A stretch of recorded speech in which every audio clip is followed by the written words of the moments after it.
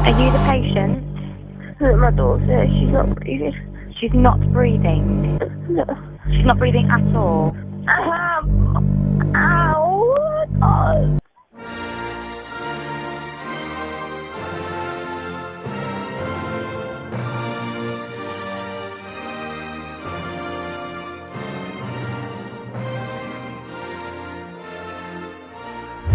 जब यूके में रहने वाली 20 साल की कोडी एन जैक्सन ने इमरजेंसी सर्विस को कॉल किया तब वो काफ़ी दर्द में सुनाई देती थी। और कौन सी माँ अपनी महज 2 साल की बेटी को फर्श पर बेजान पड़ी देखकर दर्द महसूस नहीं करेगी। पर ऊपर ऊपर से जो दिखाई दे रहा था वही सच्चाई नहीं थी। असल में कोडी एन जैक्सन एक पत्थर दिल माँ थी जिसने अपनी ही 2 साल की बेटी की जान मामूली सी वजह से ली थी। ये कहानी है एक माँ और उसकी 2 साल की बेटी की जिसकी ज़िंदगी शुरू होने से पहले ही इंसानी मक्कारी का शिकार बनकर रह गई। कहानी की शुरुआत होती है साल 2016 में इंग्लैंड के एक छोटे से शहर स्टॉक-ऑन-ट्रेंट से। उस वक्त ये 2 साल की मैसी होगन का घर हुआ करता था। मैसी एक 2 साल की हंसती खेलती खुशनुमा लड़की थी जिसे अपनी बचकाना हरकतों की वजह से हर कोई प्यार करता था। मैसी की मां कोडी एन जैक्सन और पिता पॉल होगन साल 2013 में एक दोस्त की हाउस पार्टी में मिले थे। कोडी एन उस वक्त स्कूल में पढ़ाई कर रही थी जबकि पॉल भी उससे सिर्फ 3 साल ही बड़ा था। कोडी सिर्फ 17 साल की थी जब उसने मैसी को जन्म दिया। कोडी और पॉल दोनों मैसी के पैदा होने पर और अपने माँ बाप बनने पर काफ़ी खुश थे। दोनों के परिवार ने भी उन्हें हर तरह की मदद की। मैसी जैसे जैसे बड़ी होती गई अपनी बचकाना हरकतों से हर किसी का दिल जीतने लगी थी। सब कुछ सही चल रहा था पर फिर वही हुआ जो ज़्यादातर छोटी सी उम्र में होने वाली शादियों में होता है। बढ़ते वक्त के साथ साथ कोडी और पॉल की ज़िंदगी में तनाव बढ़ना शुरू हो गया था। छोटी छोटी बातों में दोनों के बीच झगड़े होने लगे थे। समर 2016 तक दोनों के बीच के झगड़े इतने ज़्यादा बढ़ गए कि पॉल को कोडी के साथ रहना अब मुश्किल ही नहीं नामुमकिन लगने लगा था। आखिरकार 2 अक्टूबर साल 2016 की रात पॉल ने अपना सारा सामान और कपड़े पैक किए और अपनी 2 साल की बेटी मैसी को कोडी के पास छोड़कर ही घर से चला गया। पर यह पॉल की ज़िंदगी की सबसे बड़ी गलती साबित होने वाली थी जिसके लिए पॉल आज तक अपने आप को माफ़ नहीं कर पाया।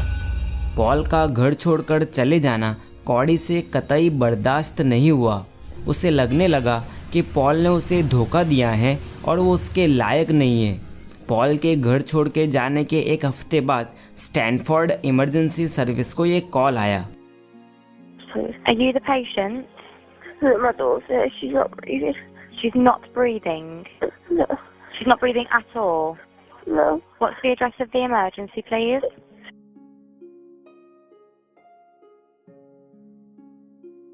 And how old is your daughter? She's 2. 2 years old. Yeah. She's not breathing at all.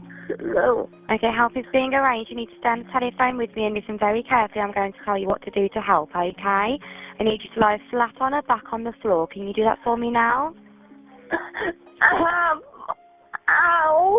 God. You need to put you onto the floor for me, okay? I'm going to tell you how to I can't help. move. Every time I move, it hurts. Pardon?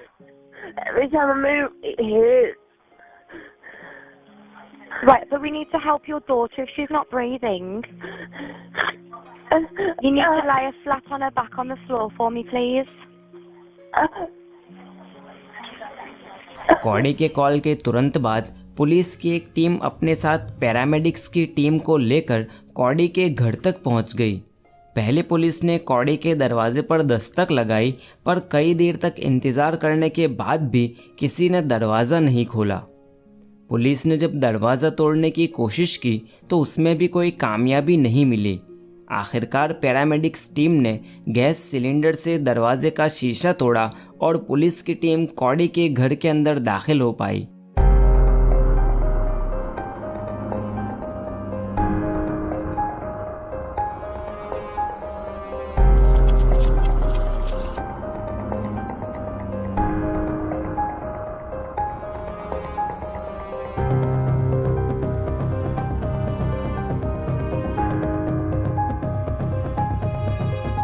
दरवाज़ा तोड़ने के बाद जैसे ही police की team घर में दाखिल हुई तो वहाँ का नज़ारा काफ़ी डरावना था।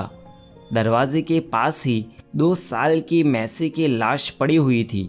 मैसी की मां कॉडी मैसी के मरे हुए बदन के पास ही बैठी थी और मैसी को CPR देने की कोशिश कर रही थी। पुलिस के लिए सबसे पहला सवाल यही था कि मैसी पूरा घर छोड़कर दरवाजे के पास ही क्यों पड़ी हुई थी और कॉडी ने दरवाजे के पास ही होने के बावजूद दरवाज़ा क्यों नहीं खोला। पुलिस के साथ आई हुई पैरामेडिक्स टीम ने मैसी को देखा। मैसी का बदन ऑलरेडी ठंडा पड़ चुका था।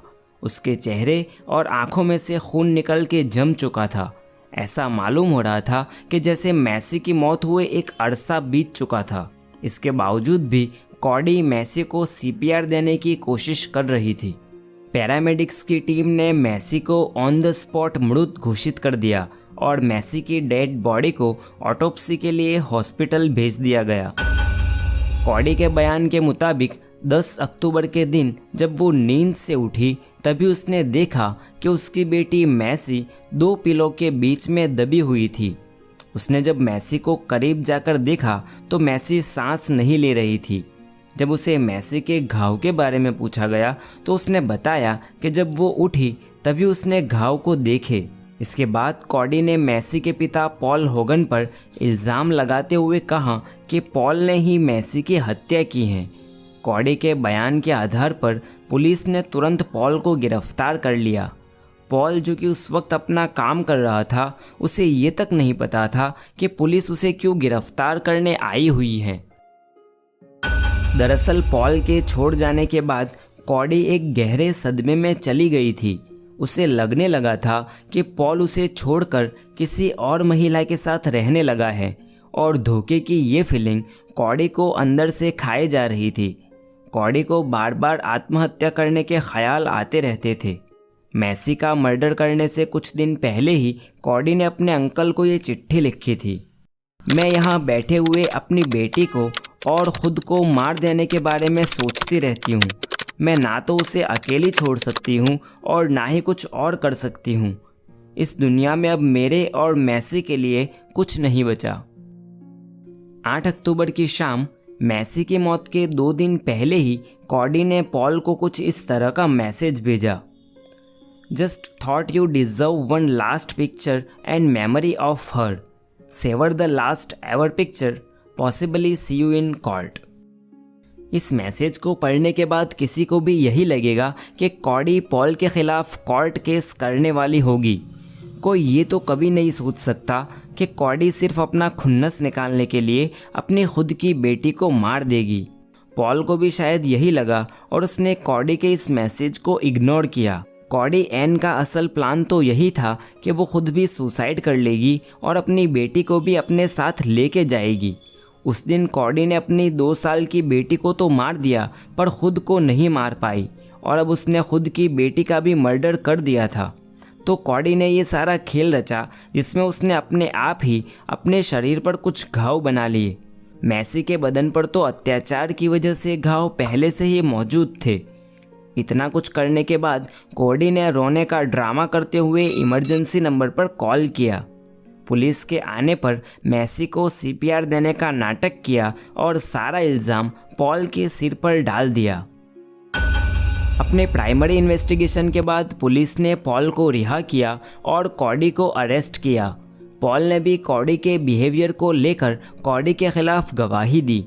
पूरी कोर्ट ट्रायल के दौरान कॉडी ने अपना मुंह तक नहीं खोला, ना ही उसके चेहरे पर कोई गम या अफसोस दिखा। पहली 5 हियरिंग के दौरान कॉडी ने अपना जुर्म तक कबूल नहीं किया था। 6ठी हियरिंग में कॉडी ने पहली बार रोते हुए अपना जुर्म कबूल किया। कोर्ट ने कॉडी को उम्र कैद की सज़ा सुनाई। इस केस की पूरी सुनवाई के दौरान पॉल कोर्ट में हाजिर रहा पर कॉडी ने एक बार भी ना ही पॉल के सामने देखा और ना ही पॉल से माफ़ी मांगी। कॉडी को सज़ा सुनाने के बाद पॉल ने कई बार अलग अलग मीडिया को अपना इंटरव्यू दिया और हर बार ये अफसोस जाहिर किया कि काश वो अपने साथ अपनी बेटी को भी उस रात लेके गया होता तो शायद उसकी बेटी आज जिंदा होती।